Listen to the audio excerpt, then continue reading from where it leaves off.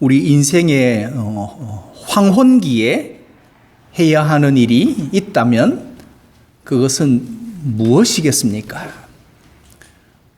인생의 황혼기란 이제 인생의 마지막을 결산해야 하고 또한 추수를 해야 하는 시기이기도 합니다. 그렇다면 나는 얼마나 잘 살았는가? 얼마나 잘 살았는가? 아니면 얼마나 돈을 많이 벌었는가를 물을 때가 아닙니다. 내가 얼마나 성도로서 구속의 은혜를 입은 성도로서 합당하게 살았는가를 우리는 자문하셔야 합니다. 만약 당신에게 100만 불이 생긴다면 당신은 무엇을 하시겠습니까?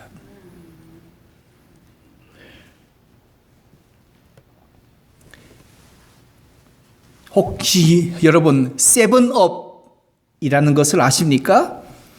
그 사이다 같은 그 음료수 세븐업 말고 세븐업이라는 것이 있는데 나이가 들어서 반드시 해야 될 것 가운데 7가지를 세븐업이라고 합니다. 첫 번째가 클린업. 이 말은 청결하고 정리정돈을 잘 하라. 즉 몸을 깨끗이 씻고 옷을 단정히 입고 주위를 깨끗이 청소하라. 클린업이 있습니다. 그 다음 두 번째가 드레스업. 이 말은 옷을 단정히 입고 품위를 지켜라. 세 번째가 셧업. 입을 다물고 그리고 언어를 절제하고 말을 조심하라는 겁니다. 네 번째가 쇼업. 사람들의 그 교회나 아니면은 행사에 많이 참석해서 사람들과 교류하고 그리고 자신을 드러내 보여주라. 그 다음 다섯 번째가 cheer-up. 즐겁게 살아라. 조화롭게 살고 허물 없이 살아라. 그 다음 여섯 번째가 pay-up. 돈을 쓰면서 살아라. 지갑을 열어라. 그리고 마지막 일곱 번째가 give up. 포기하고 그리고 내려놓고 살아라. 이게 나이 들어서 반드시 해야 하는 7가지입니다. 여러분은 이 7가지 중에 몇 가지를 실행하고 계십니까? 그러나 성도가 해야 하는 일은 자신이 믿음으로 살아온 길을 성찰하고 점검하며 마지막까지 착하고 충성된 종이 될 수 있도록 이정표를 새롭게 해야 합니다. 그것이 성도가 해야 할 일입니다. 오늘 함께 읽었던 이 말씀 속에는 소경 2명이 있습니다. 마가는 이 소경 중에 한 명을 소경 거지 바디메오라고 했습니다. 이 두 사람의 소경은 어떻게 예수를 만났고 어떻게 눈이 떠지게 되었는가를 생각한다면 이들에게 마지막 소원은 눈 뜨는 것이었습니다. 그렇다면 이 두 소경에게 있어서 첫 번째로 나는 미래가 중요하다. 미래가 중요하다입니다. 과거는 이미 지나갔습니다. 현재도 지나가면 과거가 됩니다. 그러나 미래는 앞으로 닥쳐올 것이기에 나는 미래가 중요합니다. 예수님이 자신들 앞을 지나간다는 소문을 듣습니다. 듣던 중 가장 반가운 소식이었습니다. 그것이 복된 소식이라 복음으로 들었습니다. 그래서 전심으로 소리를 지릅니다. 젖먹던 힘까지 내서 주여 우리를 불쌍히 여기소서 다윗의 자손이여라고 합니다. 그런데 사람들이 시끄럽다고 조용히 하라고 합니다. 꾸짖습니다. 그러나 이 두 사람은 거기에 굴하지 않고 더욱더 소리를 질러서 주여 우리를 불쌍히 여기소서. 다윗의 자손이요, 내 안에 품고 있는 이 소원을 예수님 앞에 내어놓지 않고는 내가 살 수가 없습니다. 이것은 내놓아야겠습니다라고 사람들이 꾸짖어도 주여 우리를 불쌍히 여기시옵소서. 다윗의 자손이여라고 외쳤습니다. 소경에서 벗어나기를 갈망했습니다. 새로운 인생의 강렬한 소원이 있었습니다. 여러분에게도 지금 예수님께서 오셔서 다시 한 번 더 새로운 기회를 주신다면 여러분은 어떤 인생을 사시겠습니까? 지긋지긋한 이 사람하고는 이제 헤어지고 새로운 사람과 사시겠습니까? 아니면 여러분의 생각을 바꿔서 이제부터라도 제대로 믿음 생활하는 성도로 살아가시겠습니까? 오늘 성경 말씀에는 두 종류의 사람이 나옵니다.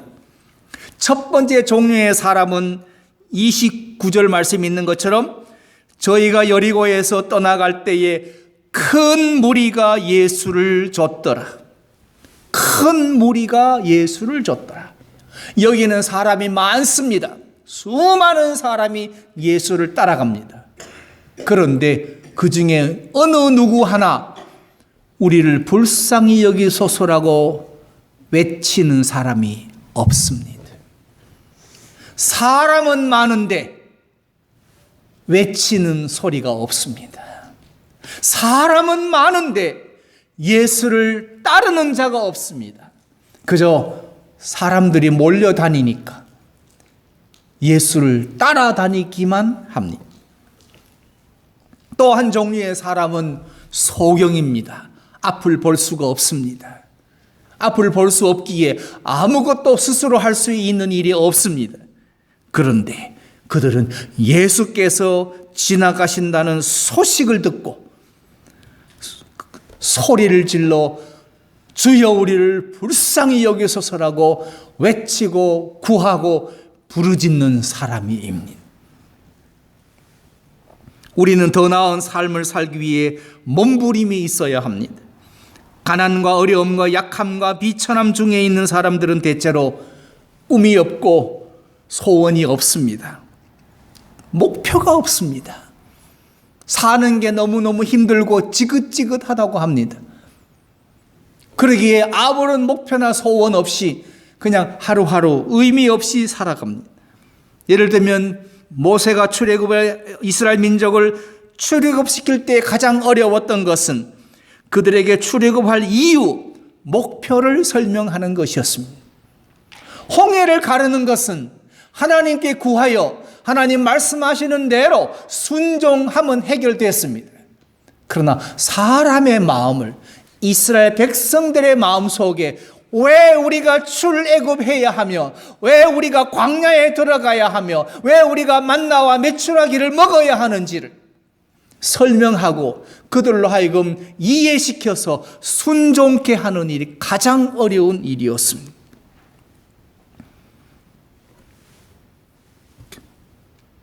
몸은 좀 힘들지만 여기도 애굽도 그럭저럭 살만한데 굳이 젖과 꿀이 흐르는 땅, 하나님이 주시는 땅이 좋은 줄은 알지만 떠날 생각이 없는 사람들이 이스라엘 백성이었습니다. 이미 애굽의 종살이의 타성이 몸에 배어서 먹고 살만한데 우리가 왜 떠나야 하는지를 이유를 설명할 수가 없습니다. 십자가 지고 가는 성도의 길은 알지만 내가 이 나이에 무얼 더 하리? 내가 지금도 믿는 것이 힘들어 죽겠는데 내가 이 나이에 무엇을 더 하리? 라고 생각하는 사람이 대다수일 것입니다. 또한 이스라엘 민족이 바벨론 포로 중에 있을 때에 활동하던 선지자들의 한 사역이 공통점이 있다. 그것도 역시 우리가 반드시 고국으로 돌아가야 한다는 것을 동기부여를 하는 것이었습니다. 느헤미야는 성전을 재건해야 된다. 성벽을 불타버린 성벽을 다시 쌓아야 한다는 것을 동기부여하는 것이 가장 힘들고 어려웠습니다. 제가 LA에서 사는 동안 그 로스앤젤레스에 사는 수많은 한인들을 만났습니다. 만나는 사람마다 전부 다 과거만 자랑합니다. 내가 옛날에, 내가 과거에, 내가 옛적에, 내가 서울에 살 때에, 내가 어딜 나왔고, 내가 뭘 했노라고 과거만 자랑하고 현재와 미래는 그저 뭉개버리고 삽니다. 제 친구의 이야기입니다. 어느 시골에서 태어난 중학생이 자신의 집은 그 아버지가 허구한 날 술로 집에 오면 행패를 부렸습니다. 그러다 보니 가난했습니다. 그러면서 사는 것이 지쳤습니다. 그러던 중에 친구 집을 찾아갔습니다. 근데 거기는 별천지였습니다. 부모의 사랑이 있고 행복함이 있었고 따뜻함이 있었습니다. 왜 우리 집은 이렇게 가난하고 아버지는 술에 쩔어서 행패 부리는데 어떻게 이 집은 이렇게 천국 같고 행복할까? 그래서 친구를 사귀기로 했습니다. 그러면서 저 친구 좀처럼 행복한 가정을 내가 만들어야겠다 라고 하며 그 친구를 따라 교회를 나가며 예수 믿기 시작했습니다. 그러면서 사람이 행복하게 사는 방법을 배워서 지금은 목사가 됐습니다. 사람은 미래가 중요합니다. 가난하고 술에 찌든 가정에서 힘들고 지친 삶이지만 그러나 행복한 친구의 가정을 보고 나도 행복한 가정을 이루고 싶다. 그 길을 찾아 교회 나가고 예수 믿어 목사가 되기까지 이 친구는 끊임없이 미래를 위하여 수고하고 그리고 투자하고 그리고 도전했습니다. 동두천에 사는 한 권사님이 이야기입니다. 처음에 교회를 나갔는데 글자를 모릅니다. 그러다 보니 교회 가기가 싫습니다. 성경을 펴라는데 어디를 펴야 할지 모릅니다. 찬송을 부르는데 글자를 모르니 찬송을 따라 부를 수도 없습니다. 곡조도 모릅니다. 그런데 마음을 굳게 먹고 여기서 그만두면 나는 구원을 받지 못한다는 생각으로 찬송을 따라 부르기 시작했습니다. 흥얼흥얼 주 안에 있는 나에게 난 근심이 있으랴 복의 근원 강림하사 찬송하게 하소서.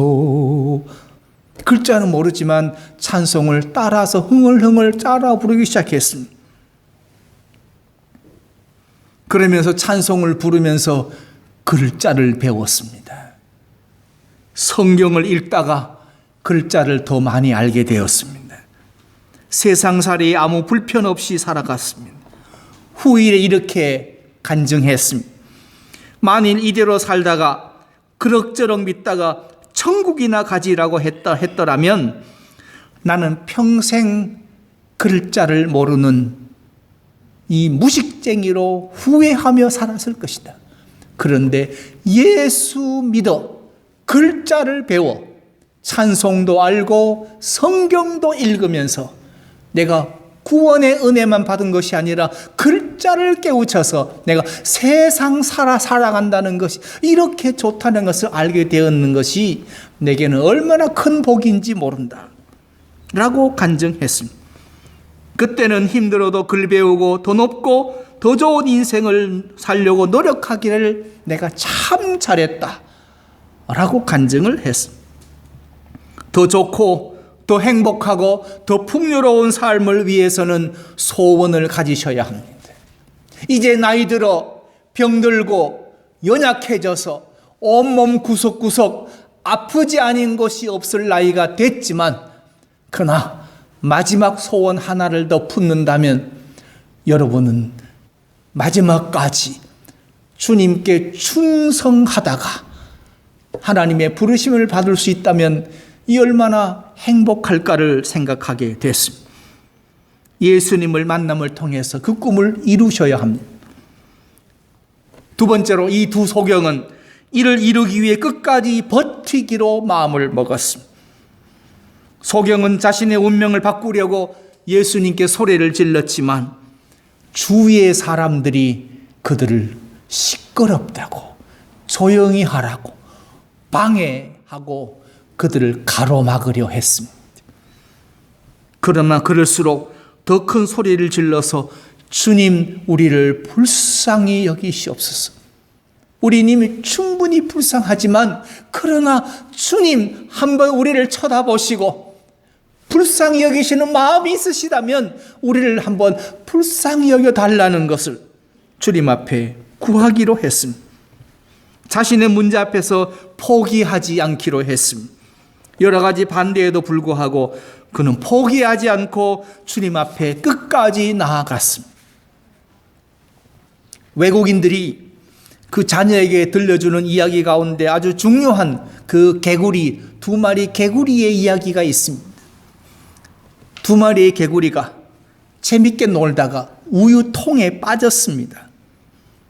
첫 번째 개구리는 어머머머 큰일 났네. 어이구, 여기서는 내가 아무리 해봐야 여기는 나갈 수가 없네. 이제 끝장났다 라고 생각하며 서서히 우유 속으로 가라앉아 버렸습니다. 그러나 개구리 2는 포기하지 않고 계속 풀쩍풀쩍 점프를 시작했습니다. 개구리가 점프를 할 때마다 개구리 발에 물갈퀴로 우유를 풍덩 저었습니다. 그 개구리의 발에 물갈퀴로 우유를 젓는 그 열로 우유가 굳어지기 시작했습니다. 즉 버러가 되기 시작했습니다. 우유가 굳어지면서 버러가 되면서 개구리는 그 굳어진 우유에서부터 밖으로 점프해서 탈출할 수 있었다. 단단해진 버터를 힘껏 딛고 개구리는 우유통에서 벗어나 새 삶을 살게 되었다. 이것이 외국인들이 자녀에게 들려주는 도전을 마치 끝까지 해야 한다는 것을 희망과 꿈을 심어주는 이야기로 흔히 가르쳐주는 이야기입니다. 우리 하나님은 우리에게 절망하지 말 것을, 포기하지 말 것을 우리에게 강조하십니다.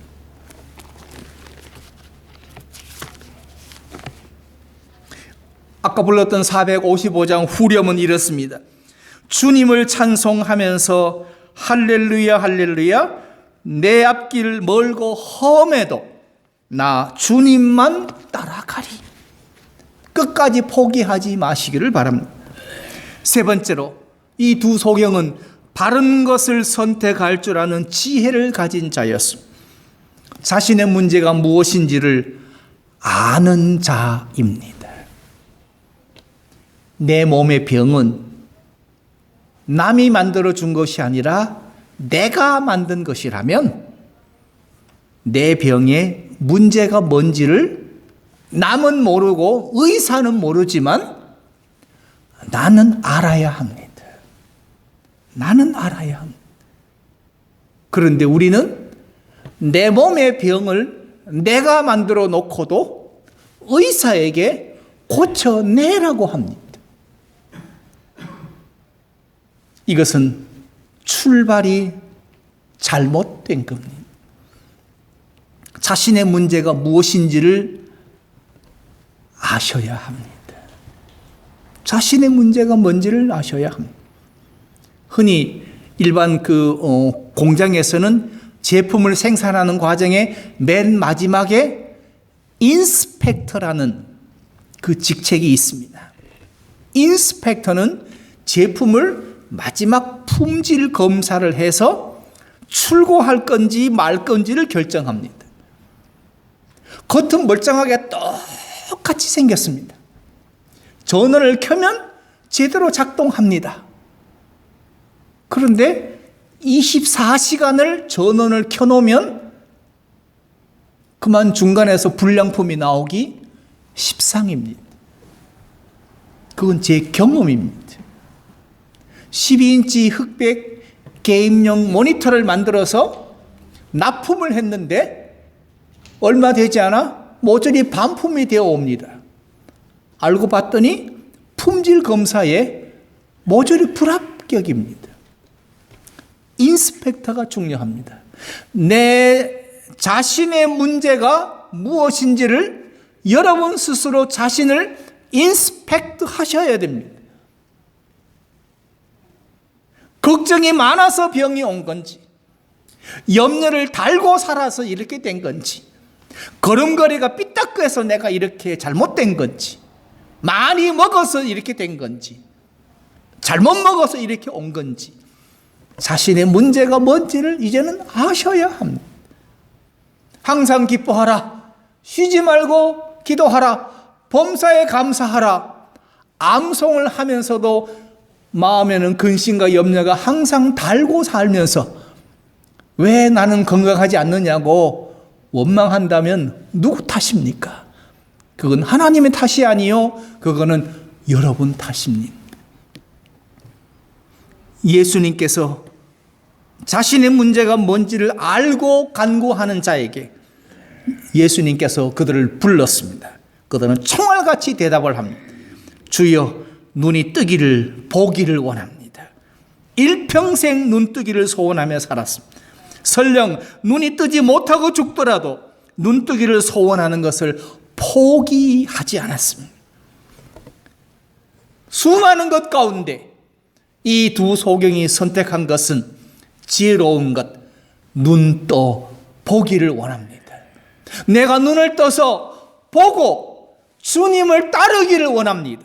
성경 말씀 34절이 예수께서 민망히 여기사 저희 눈을 만지시니 곧 보게 되어 그 자리에서부터 저희가 예수를 좇으니라. 저들의 소원은 예수님 마음에 합당한 것이었습니다.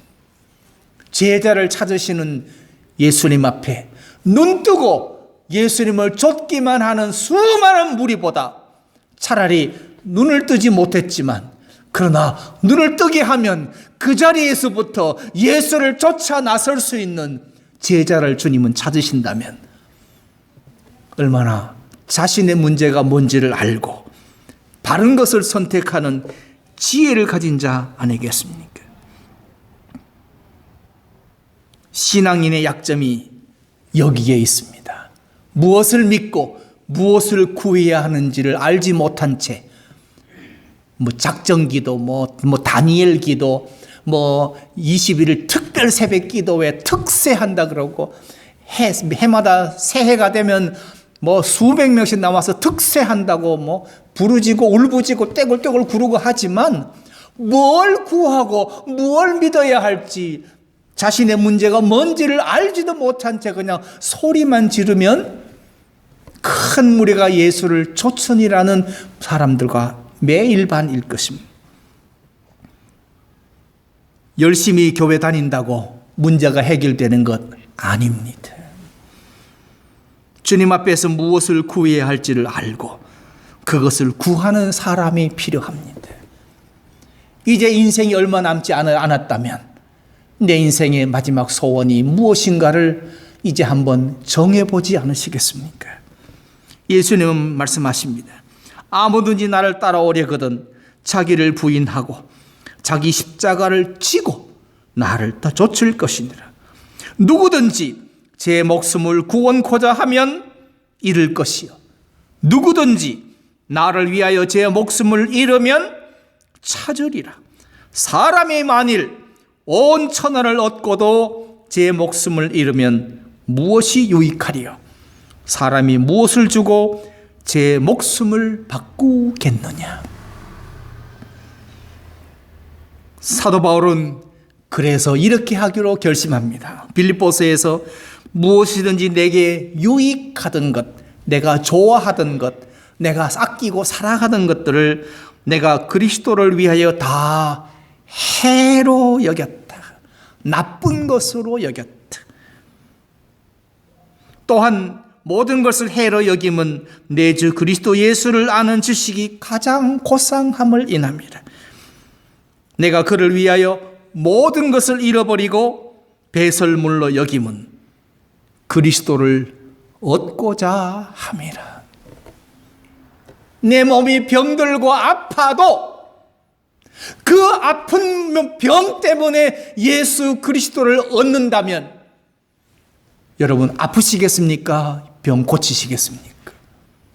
고치고 버리시겠습니까? 아프고 주님을 얻으시겠습니까? CCC 총재이신 김중곤 목사님이 생전에 남기신 말입니다. 내 인생에 내가 가진 것이 제로 지점, 곧 먹을 것이 없고 입을 것이 없고 몸이 죽을 자리에 이르러도 그 지점에서 주님을 만날 수 있다면 나는 기꺼이 그 제로 지점에 들어가겠다. 주님을 만날 수 있다면 나는 기꺼이 거기로 가겠다. 여러분의 과연 이런 마지막 소원이 있으십니까? 11월 24일은 추수감사주일입니다. 그리고 성찬식이 있습니다. 교회마다 이 앞에 채소와 과일을 산더미처럼 쌓아놓고 넓은 들에 익은 고기 찬양하고 감사하고 난리 법석 떱니다. 정작 마지막 소원은 없이 행사로 그쳐버립니다. 성찬식을 행할 것입니다. 떡과 잔을 먹고 마시며 주님을 만날 때 주께서 말씀하실 것입니다. 너희에게 무엇을 하여 주기를 원하느냐? 그때 내 심령에 마지막 품은 소원, 그거 내어놓으셔야 하지 않겠습니까? 주님, 내가 일평생 예수 믿었는데 내가 알고 보니 내가 잘못됐습니다. 내가 이제라도 십자가 지는 성도가 되고 싶습니다. 주님 도와주십시오. 내가 눈을 뜨고 싶습니다. 내 눈을 떠서 이제라도 내가 주님의 제자가 되겠습니다. 주님이 가라 하시면 가겠습니다. 주님이 버려라 하시면 버리겠습니다. 그 마지막 품은 소원을 금년이 다가기 전에 주님 앞에 내어놓는 우리 방주교 성도 되시기 바랍니다.